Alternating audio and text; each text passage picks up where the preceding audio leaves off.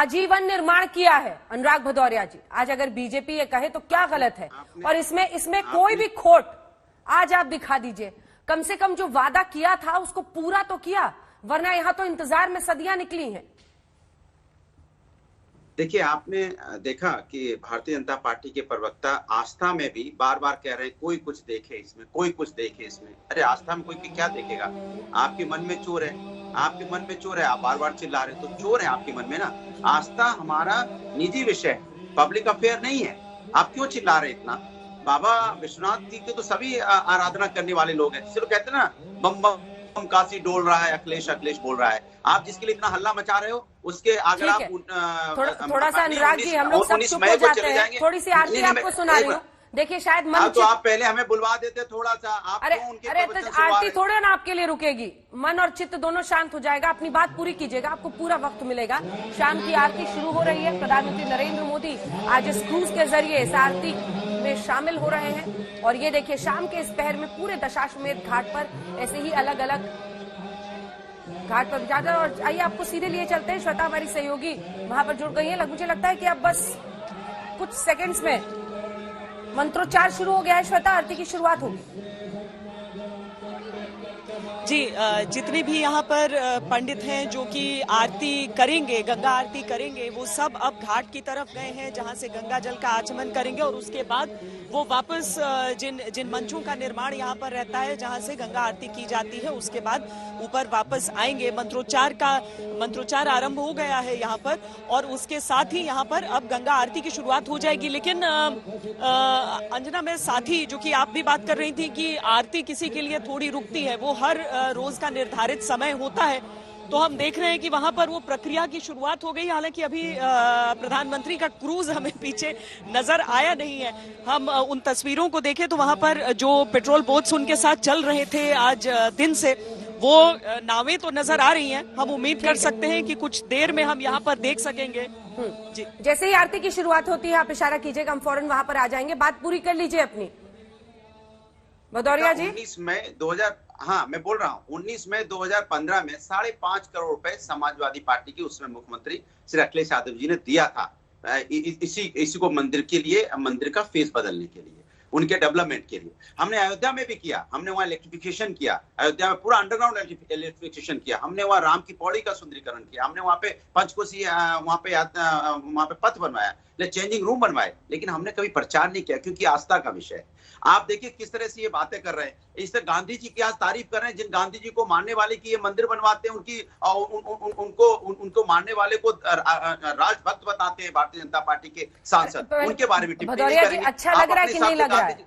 ये भव्य बना है कि नहीं बना? बात पूरी कर लूं, मैं अपनी बात पूरी कर लूं तब टोकिएगा। आपने सुधांशु जी को मैंने पूरा प्रचार करने दिया, अपनी बात कहने दी, तो मैं भी कह लूं ना। तो आपने देखा किस तरह से गांधी जी का तारीफ कर रहे थे, वही गांधी जी को मानने वाले को आपको आज भी प्रचार दिख रहा है। राजभक्त बताते हैं।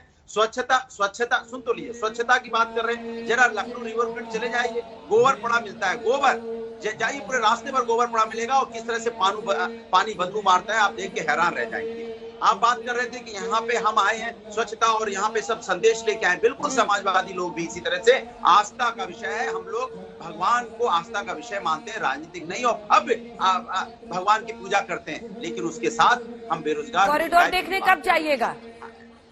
भैया, हम लोग तो मंदिर जाते हैं। अरे यार, आपको शायद पता नहीं, अभी तो 70% ही बना है। मैं तो अभी 15 दिन हो गया है, 15 दिन पहले हो गया है। हम लोग तो पूजा पाठ वाले लोग हैं, बता कैमरा लेकर थोड़ी जाते हैं आइए हम चले हैं मंदिर का दर्शन करने के लिए। हम लोग तो रोज ही जाते हैं।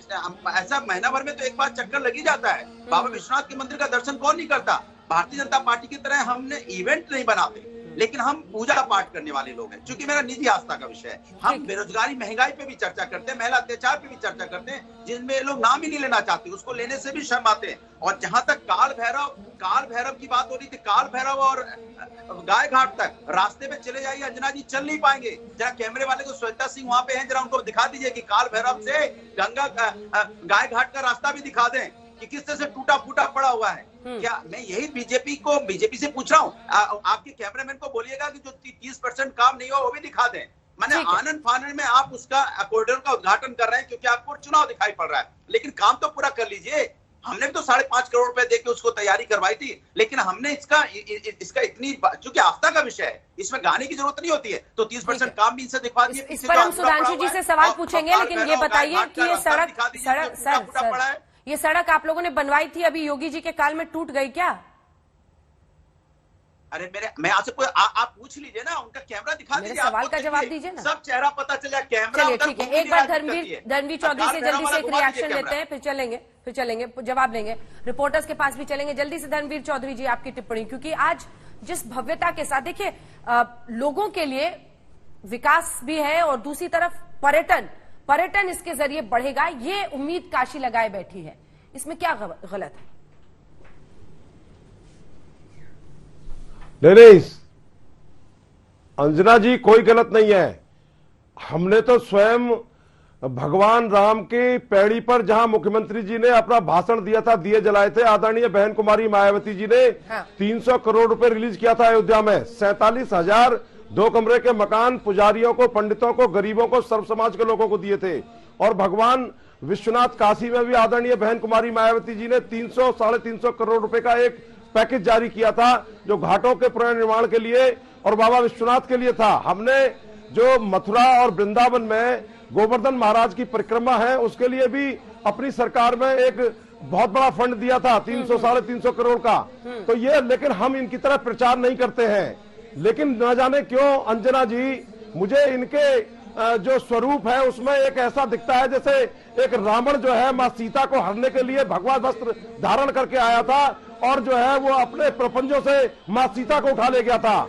मुझे अभी सुधांशु त्रिवेदी जी ने कबीर दास जी का जिक्र किया, तो मैं अपने आप को रोक नहीं पा रहा हूं कबीर दास के उस दोहे को यहां लाने के लिए कि मलमल धोए शरीर को, धुरे न मन के मैल, और नहाए गंगा गोमती, रहे बैल के बैल। तो ये जो बीजेपी के लोग हैं, इनको अपने मन को स्वच्छ करने की जरूरत है। इन्होंने कहा था कि मुझे मां गंगा ने बुलाया है, मैं बनारस आया हूं।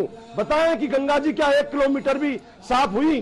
जो अभी पिछले दिनों प्रयागराज से लेकर के और बनारस तक इसका जवाब देंगे। और गंगा जी में इसी नजारे की मैं बात कर रही थी कुछ देर पहले, जो आप अपने टेलीविजन स्क्रीन पर इस वक्त देख रहे हैं, क्योंकि प्रधानमंत्री भी इस बार एक जो क्रूज वहां पर है उससे वो दर्शन करने वाले हैं गंगा आरती का। शाम के इस पहर में अनूठा ही एक मेल होता है वक्त का, आस्था का, और इसी के साथ जब आप गंगा में रोशनी इस तरह से देखते हैं तो एक अजीब भी अनुभूति होती है।